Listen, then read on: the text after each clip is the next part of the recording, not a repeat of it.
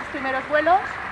Entonces lo que estamos haciendo con ellas es que cuando vuelen pues que reconozcan el entorno y afianzarles el anfiteatro, que se acostumbren a comer por aquí y que estén a gusto aquí y así exploren todo lo que quieran, pero que luego sepan que aquí tienen su lugar de seguridad y tal.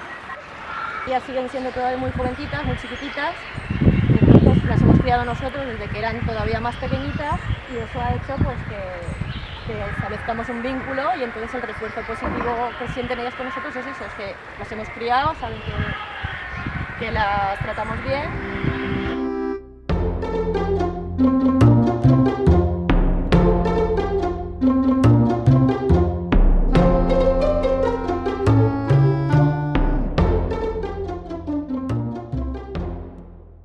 Pues nada, esperamos ya en los próximos días, en unos días, poderlas tener ya incorporadas a nuestra exhibición del ciclo de la vida. Que os guste mucho.